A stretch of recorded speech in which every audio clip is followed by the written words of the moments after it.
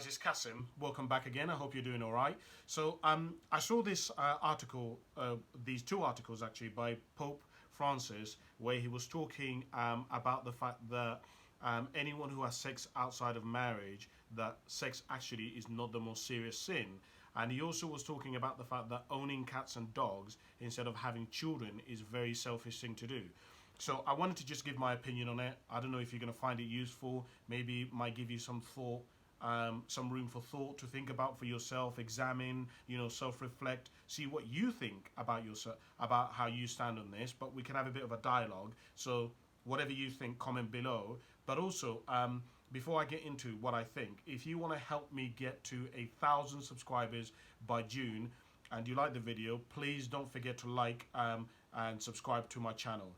I'd really appreciate it. Okay, cool. So what do I think about this whole thing? So I made some notes on this and I wrote down some things.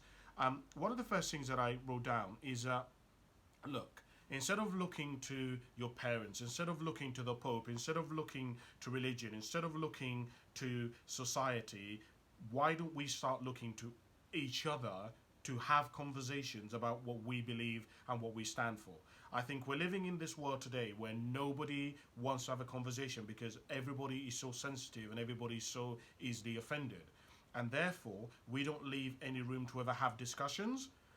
I was actually talking to my friend and I was having this conversation that I'm so lucky that I grew up in a household where we had conversations about really difficult topics. We had conversations about really difficult subjects, controversial subjects, because what it did is that it left loads of room in my family and in myself to be able to speak to people who oppose me directly and be okay with those people. And I think in marriages and in relationships, and I think just generally today in society, so many of us are so scared to offend people and we're so scared to be offended. We take it personal anytime anyone opposes our belief that we can't even ever really talk about anything which is really important. We can't really talk about anything which is controversial, anything which is meaningful. And ultimately, I think what brings people together is the opposing of ideologies, the opposing of beliefs, and all of a sudden, and in looking at what the themes are, and looking at what binds these two such opposing beliefs, right? You may be a Christian, I may be a Muslim, but actually what binds us both is that we both believe that there is something which is greater than us, right? We both believe that in compassion, in looking after people, right? And I think many of us aren't coming from that place because we're so focused on what other people are telling us, or what other people expect us to behave like, on what other entities, whether that be religion, whether that be society, whether that be legislation. But I actually think, personally, as Kasim, that it is far much more important for us to have a conversation with each other about what is important.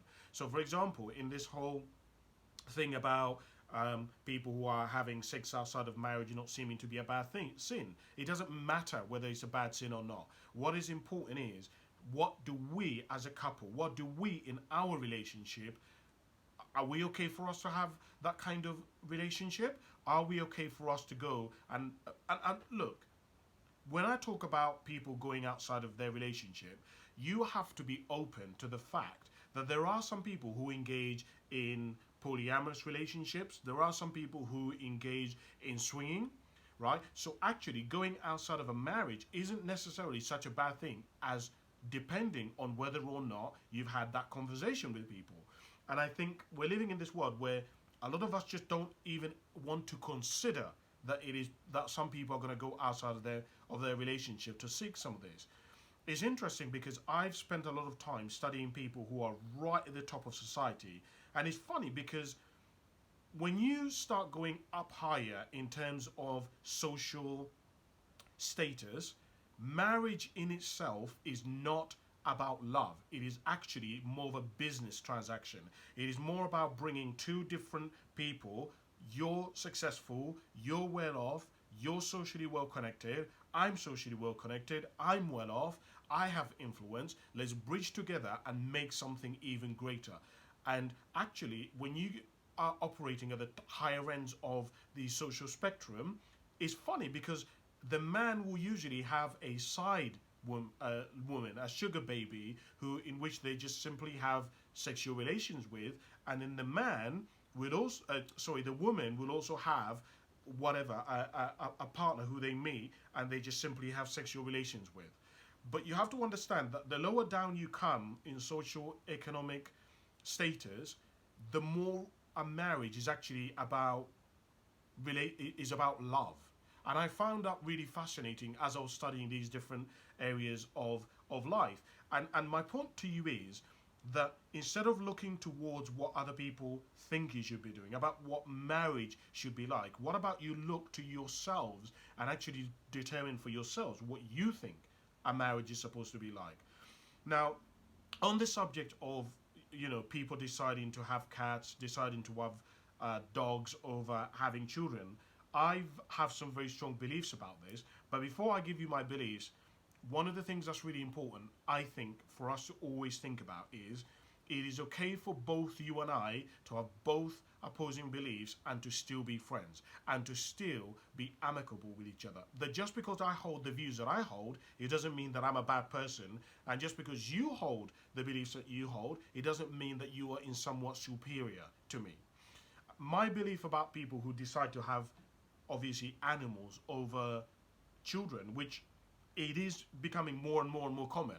Literally this morning when I was in co-op, I was speaking to a woman and she was saying to me that her daughter has just had her her first child, and what would be this lady's first grandchild. And she said, my daughter doesn't want any more children. And she said that her husband had to struggle to actually get her to even have one child. And so I personally believe that, look, the reality of what I believe is that we should be having children, right? Biologically, on a biological level, we're made to have children. And I do think it is very, very selfish if you do decide to have dogs and cats, because what essentially you're trying to do is that you're trying to evade responsibility, right? I think at the source of it, a lot of people today don't want to take responsibility. And the ultimate way to have responsibility is, and to be tied down by moral obligation, is to have a child. Now, of course, you could say, well, Cassim, that's selfish because it's all about me and the child doesn't have their free choice to be born or not. Of course, we could say that. But ultimately, as part of society, I think it is, and just ourselves, part of having a children is in part to also set limitations about what is okay and what isn't okay, right? Because, for example, let's just look at an example of people who don't have children. You're going to be a lot more promiscuous if you don't have children, because you have nobody that you have to rely on. Or how do I put this? If you don't have children, you don't have to. You can be as promiscuous as what you want, because you don't have to worry about your reputation. Now, that doesn't mean, of course, that you are going to be promiscuous more. But I'm just saying, to use that as an example, it kind of makes sense, doesn't it? And so, having children is a lot more. You learn when you have a child, you learn a lot about yourself. It's funny because I'm writing this book about the role of a parent, and one of the things that I write in that book is that having children is less actually about the child and much more about you, because you learn so much about yourself when you have a child. You think you're a patient person? Wonderful. Like yesterday I was writing an article and I was saying, if you think you're a patient person, take your child shopping at 12 o'clock in Tesco's or Co-op and watch what happens. Because the child is going to throw tantrums, they're going to try to grab things, they're going to need feeding, they're not going to want to wear the jacket, they're going to want to push the trolley. All of this stuff, you try it, and all of a sudden your patience are going to be so tested. And the thing that I think is really important about that is, if you don't have kids, you lack the ability to be able to understand some of these problems. And the thing is, we're living in a world where if you are not involved in society, then you allow things to happen that shouldn't happen.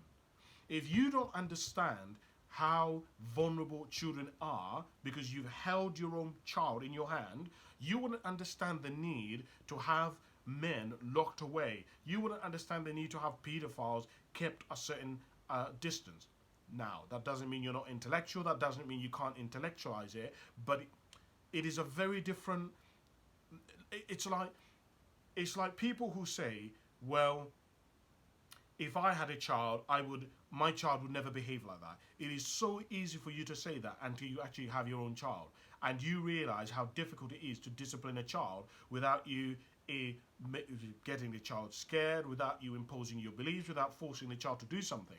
And so when you actually have a child there, you learn so much about yourself. It is unreal. So for me, I do believe the same as Pope Francis in terms of that having children is selfish, because I do think it's selfish, right?